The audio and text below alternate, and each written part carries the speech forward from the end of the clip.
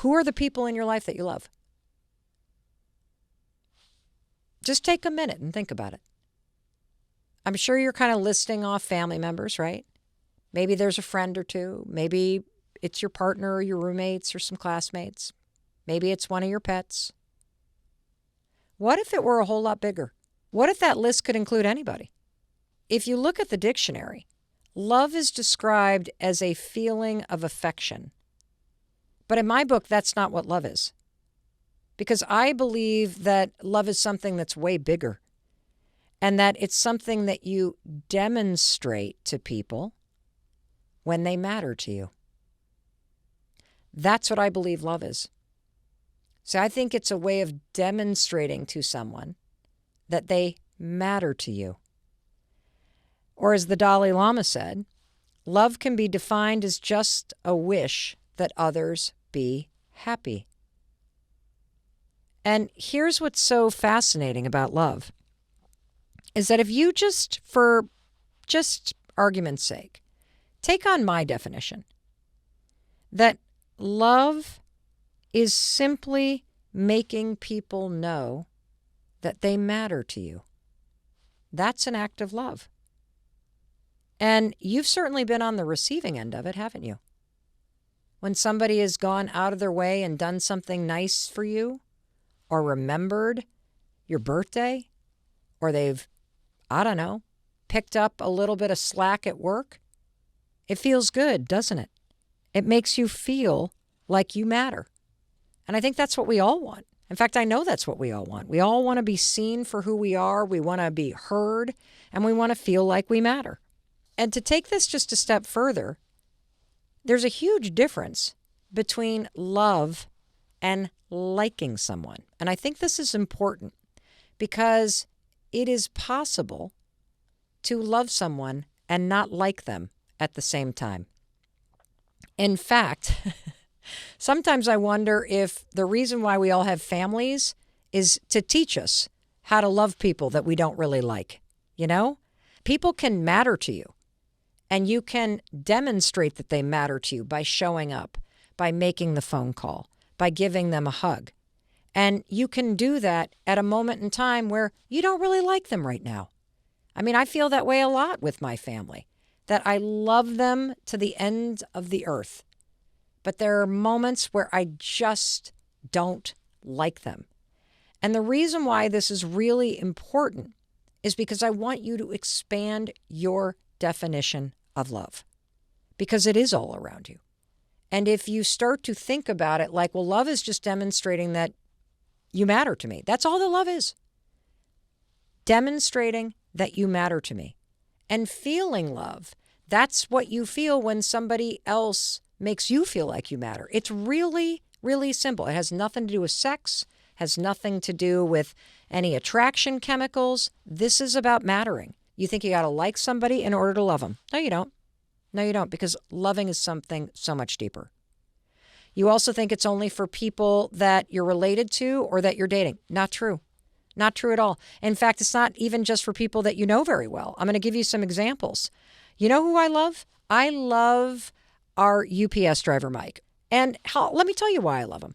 I love him because, I live in Vermont, so I have his cell phone number. We text back and forth because, obviously Vermont and lots of rural roads, and there'll be days where it's snowing and he can't get up our driveway. So what does Mike do? He texts me, "Hey, Mel, I couldn't get up the driveway, so I wrapped the package in a garbage bag and stuck it behind the birch tree. Just wanted to let you know it was there. And if you text me back within 30 minutes, I can pick it back up if you're not home. Thanks, Mike." What do I text back? "I love you, Mike. I love you, Mike." Why do I love Mike? Well, it's not because we're family. It's not even because we're friends. It's because he matters to me. And the thing that he did by texting me and putting that package behind that birch tree and letting me know, you know what that is? That's an act of love.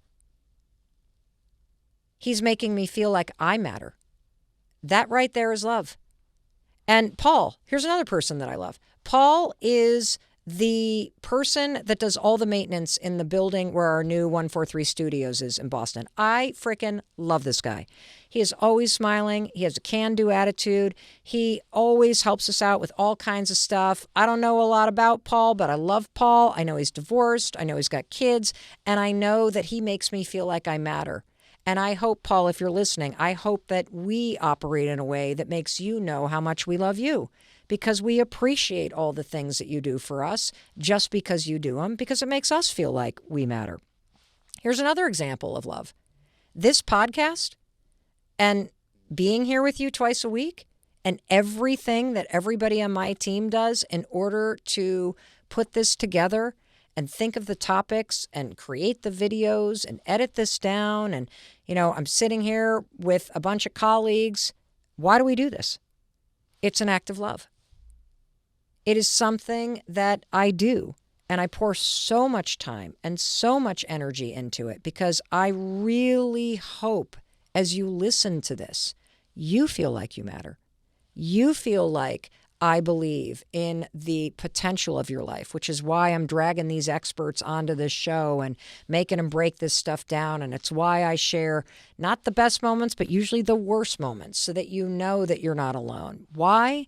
Because I want you to know that you matter, no matter how hard things are, that you're not alone, and that I believe in your ability to face it and to make it a little better through the little changes and the little actions. That's why I'm doing this. So why would I just hint?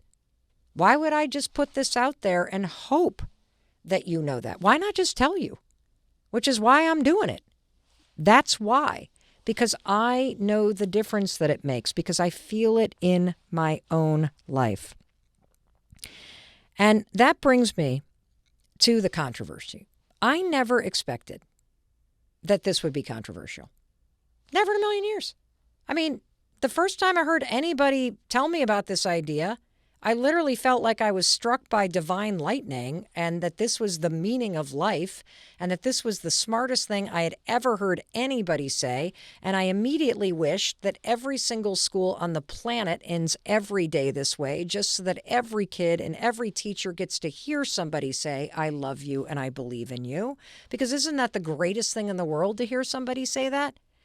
And so when I just started doing it in my own life, nobody kind of tells you, you don't love me in person. But I'll tell you what, you end a podcast by saying, I love you and I believe in you. And I believe in your ability to create a better life. Holy smokes. I did not expect the level of anger from some people around the world. I mean, it's kind of sad too. And I'm going to unpack why I think it's kind of sad. And yes, I'm going to let them. I'm going to let them, and I'll let you be angry about it, and I'm going to let you have your feelings about it. Because you want to know what another act of love is? Letting adults be adults. And letting adults have their emotions. And letting adults do what they want to do. And it also is an act of love for me to keep doing what I want to do.